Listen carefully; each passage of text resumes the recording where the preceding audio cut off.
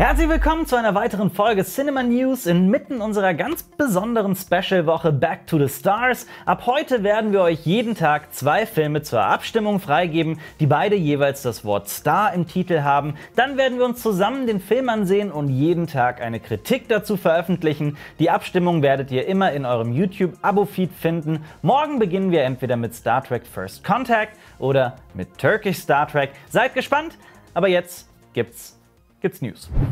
Und was für welche? Wir haben gleich zu Beginn ganz heiße Neuigkeiten. Der Schöpfer von Logan, dem meiner Meinung nach besten Superheldenfilm der letzten Jahre, der soll tatsächlich an einem Film über den Kopfgeldjäger Boba Fett arbeiten. James Mangold schreibt angeblich bereits am Drehbuch und Lucasfilm habe tatsächlich im Sinn, auch noch einen Obi-Wan Kenobi-Film rauszubringen, so wie es alle Fans schon seit Jahren wollen. Solo hingegen, A Star Wars Story, der ist letzte Woche gestartet und hat den schlechtesten Start eines Disney-Star Wars-Films in den USA hingelegt. In den ersten 3 Tagen konnte die Geschichte über unseren geliebten Weltraumschmuggler nur 83 Millionen US-Dollar einspielen. Das sind 72 Millionen weniger als Rogue One und 164 Millionen weniger als Star Wars Das Erwachen der Macht.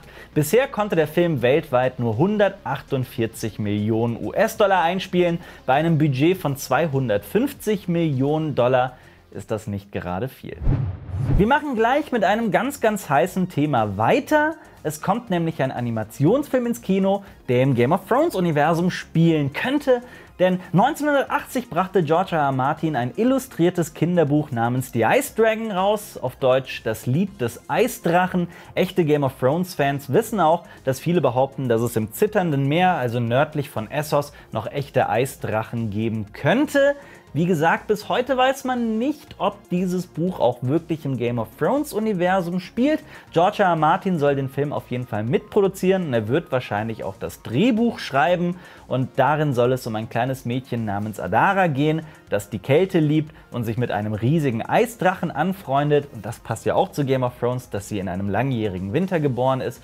Wann der Film aber starten wird, ist noch nicht bekannt.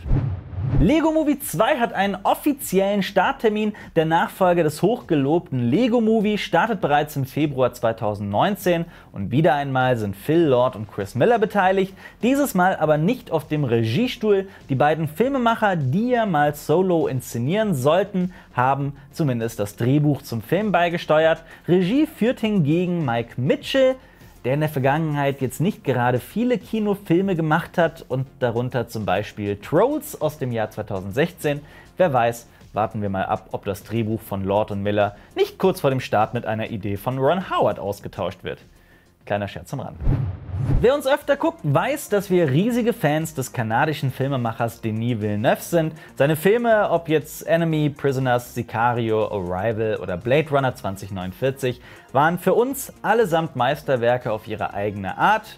Die Meldung, dass Villeneuve als nächstes an einer Adaption des Sci-Fi-Stoffes Dune arbeiten wird, schlug ganz hohe Wellen, vor allem wenn man bedenkt, dass es bisher keinen wirklich gelungenen Film zum Dune-Universum gab, nein, auch nicht die Fernsehfilmserie aus den frühen 2000ern.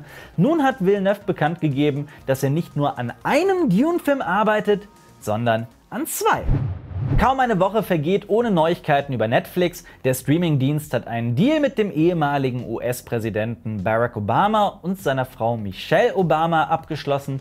Manche munkeln, dass es sich hierbei sogar um einen 3-stelligen Millionenbetrag handeln soll, also über 100 Millionen. Die beiden haben dafür eigens die Produktionsfirma Higher Ground Productions gegründet und werden für kommende Netflix-Serien vor allem als Produzenten auftreten. Konkrete Serien oder Filme sind jetzt noch nicht bekannt, aber laut Netflix-Content-Chef Ted Sarandos sollen sie vor allem Inhalte produzieren, die die Welt zu einem besseren Ort machen sollen. Das ist schon mal sehr hoch gegriffen. Warten wir mal ab, was da noch so auf uns zukommt. Erst letzte Woche haben wir die Hoffnung geäußert, dass sich Netflix der abgesetzten Serie The Expanse annimmt, eine Sci-Fi-Serie, die ich sehr liebe.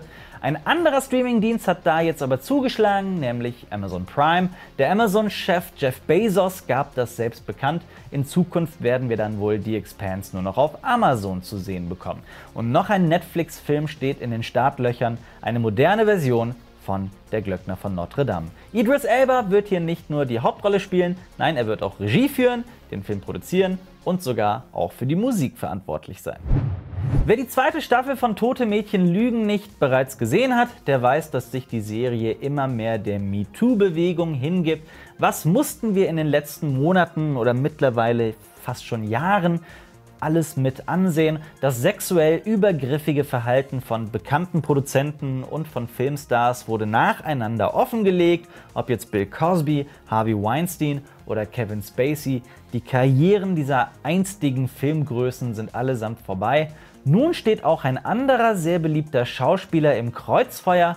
Eine junge Produktionsassistentin wirft nämlich Morgan Freeman vor, sie sexuell belästigt zu haben. Bei den Dreharbeiten zum Zach Braff-Film Abgang mit Stil soll er sie monatelang belästigt haben. Er habe ständig über ihren Körper gesprochen, sie immer wieder gegen ihren Willen angefasst, obwohl sie gesagt habe, dass sie das nicht wolle. Und er habe mehrmals versucht, ihren Rock hochzuziehen. Sogar seine Co-Stars Michael Caine und Alan Arkin hätten mehrmals einschreiten müssen, um ihm zu sagen, dass er zu weit ginge. Mittlerweile haben sich mehrere Frauen bei CNN gemeldet und mitgeteilt, dass sich Morgan Freeman ihnen gegenüber unrühmlich verhalten habe. Viele Zeugen haben die Vorwürfe ebenfalls bekräftigt und mittlerweile haben sich insgesamt 16 Frauen gegen Morgan Freeman ausgesprochen. Die Hälfte behauptet, dass es sich dabei lediglich um einige anzügliche Kommentare über ihre Körper drehe. Die andere Hälfte sagt aber auch, dass er bei ihnen etwas weiter gegangen sei und seine Finger nicht bei sich lassen konnte. Der Hollywood-Star hat sich bereits öffentlich entschuldigt und gesagt, dass er niemandem zu nahe treten wollte. Mittlerweile ist auch Harvey Weinstein verhaftet und wird wegen 2 Fällen der Vergewaltigung angeklagt. Er hat eine Kaution von 1 Million US-Dollar gezahlt und ist derzeit auf freiem Fuß. Allerdings musste er seinen Ausweis abgeben und trägt ein elektronisches GPS-Ortungsgerät. Sollte Weinstein schuldig gesprochen werden, drohen ihm bis zu 25 Jahre Haft. Man in Black bekommt ein Reboot. Kein Witz, der Straight Outta Compton-Regisseur F. Gary Gray wird die Regie übernehmen und zum Cast sind auch schon einige Schauspieler bekannt. Mit dabei sein werden unter anderem Liam Neeson, Tessa Thompson und Chris Hemsworth. Bereits nächstes Jahr, am 13. Juni 2019, soll der Film in die Kinos kommen.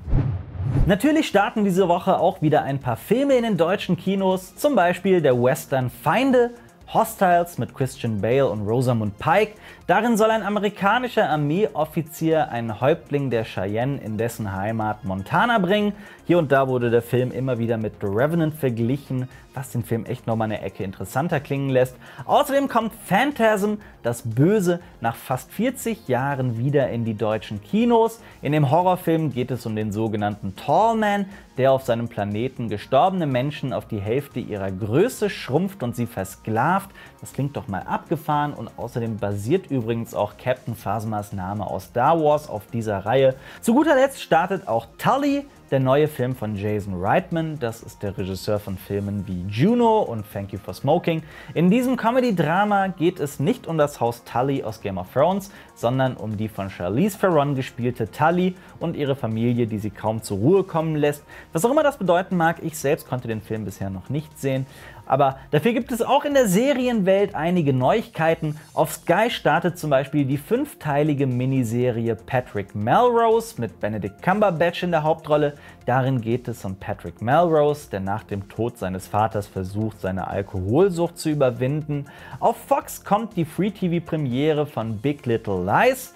In der Drama-Mystery-Crime-Serie geht es um 3 Mütter von Grundschülern, die alle etwas zu verbergen scheinen und irgendwie in einen Mordfall verstrickt sind.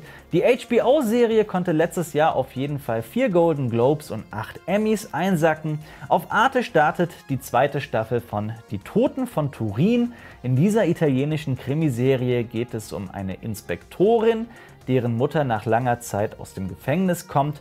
Die Mutter hatte den Vater ihrer Tochter in ihrer Kindheit umgebracht. Wir von Cinema Strikes Back machen hier ziemlich kreative und geile Videos aus der Welt der Filme, Serien und Comics. Das dürft ihr euch auf gar keinen Fall entgehen lassen. Manchmal gehen wir nämlich sogar tiefer in die Materie, so wie am Samstag. Da sprachen wir darüber, wie YouTube die Sehgewohnheiten seiner Zuschauer verändert. Das war wirklich ein sehr interessantes Thema. Checkt das aus und abonniert unseren Kanal, dann verpasst ihr auch keines der Videos unserer Reihe Back to the Stars. Wie gesagt, die beginnen quasi heute mit der Abstimmung und morgen dann richtig. Freut euch drauf. Ansonsten hoffe ich, dass wir uns bald wiedersehen hier auf Cinema Strikes Back. Nein, nicht das frühere Leben, sondern Cinema Strikes Back mit mir, dem Alper.